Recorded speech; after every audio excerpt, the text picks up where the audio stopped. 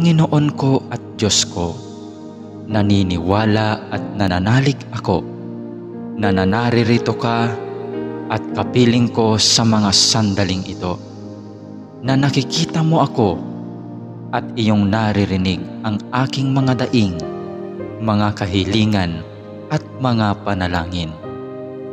Kaya naman, Panginoon, ngayong umaga, sa iyong presensya at pagdamay mo ako kumakapit upang maharap ko ng may katatagan at katapangan ang araw na itong ibinigay mo sa akin.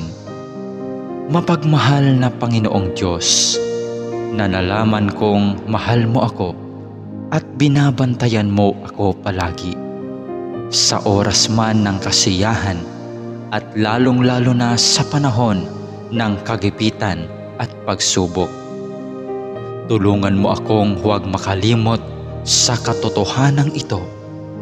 Maraming salamat po sa biyaya mong pag-ibig at pag-iingat na hindi mo ipinagkait sa akin.